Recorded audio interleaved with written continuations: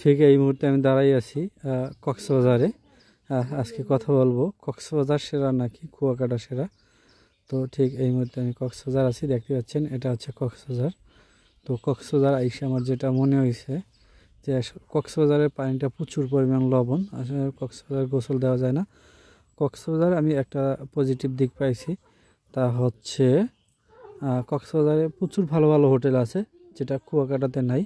এবং কক্সবাজার আসার রোড বা রাস্তাঘাটগুলো মোটামুটি অনেকটা উন্নত মানের, যেটা কুয়াকাটা অলরেডি এখন হয়ে গেছে। কুয়াকাটা রাস্তাঘাট আগে খারাপ ছিল, কিন্তু এখন অনেকটা ভালো। এবং কুয়াকাটা হচ্ছে মেরিন ড্রাইভের কাজ চলতেছে।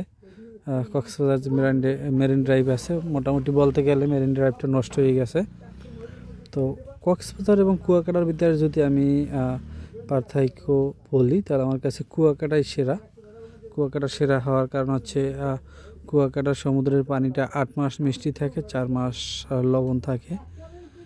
এবং খুব যে একটা লবণ থাকে তা না, যার কারণে খুব সুন্দরভাবে গোসল দেওয়া যায়।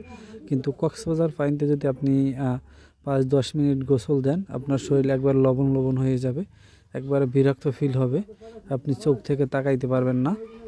এবং তারপর যদি আসে হোটেলের ভাড়া যখন প্রচুর পরিমাণ চাপ হয়, তখন কক্সবাজারও আপনি হচ্ছে নর্মাল হোটেলগুলোতে 3-4 হাজার টাকার নিচে রুম পাবেন না।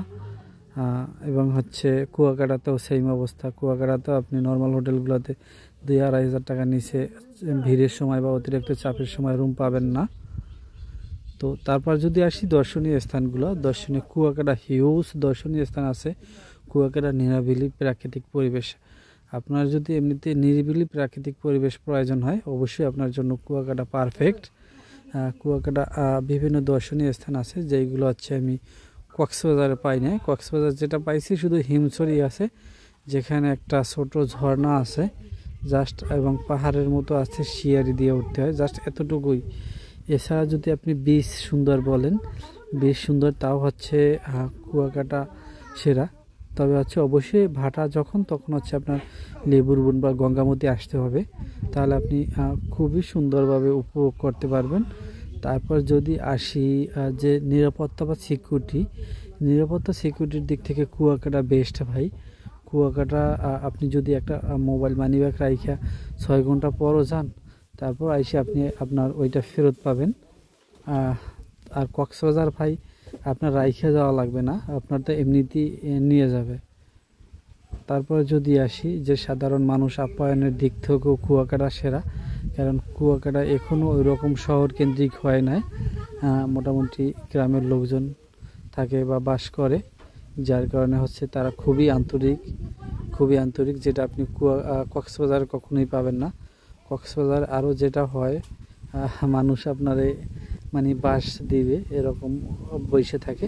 তবে হ্যাঁ, কুয়াকাটা বলেন, কক্সবাজার বলেন, সিলেট বলেন, ঘোরাঘুরি করার সময় গাড়ির ড্রাইভারদের সাথে যখন কথা বলবেন, ভালোভাবে দরদাম করে নেবেন। এবং তাদের সাথে যে দরদামটা করবেন, দরদাম করার পরে আপনি বলবেন যে আপনারা আরও 100 টাকা বেশি দিচ্ছি, কিন্তু আমাদের সময় নিয়ে ঘুরেই নিয়ে আসতে হবে। এই কৌশলটা যদি আপনি অবলম্বন করতে পারেন, আপনারা কেউ ঠকাইতে পারবে না ভাই। তারপরে যদি আসি খাবারের কথা ভাই, খাবারের দামটাও আমার কাছে কক্সবাজারের একটু বেশি মনে হয়েছে। এবং কক্সবাজার যেটা আমি দেখছি, বেশিরভাগ নষ্ট খাবার তৈরি করে রাখে নর্মাল হোটেলগুলোতে। ভালো হোটেলগুলোতে কী অবস্থা কি জানি না, কারণ আমি ওই রকম উন্নত মানের হোটেলে খাই নাই। মোটামুটি হোটেলের আশেপাশে, আমি যে হোটেলে রয়েছি ওই হোটেলের আশেপাশে যে হোটেলগুলো পাইছি ওই জায়গায় খাইছি, খুব একটা ভালো মনে হয় নাই, কারণ নষ্ট খাবারগুলো বারবার জাল দিয়ে খাওয়াচ্ছে। তারপরে যদি আসি বারবিকিউর কথা, তা কি বলবো ভাই, খুবই জঘন্য। ওরা হচ্ছে পচা মাছগুলো তারপর হচ্ছে রেডি করে রাখে, পচা মাছ ওইগুলো রেডি করে রাখে, যা টোটালি খাওয়া যায় না, একবার ছেড়ে। এবং হচ্ছে ওরা পিছনে আপনারা দেখাবে একটা মাছ, পিছনে নিয়ে আর একটা মাছ রেডি করে দেবে।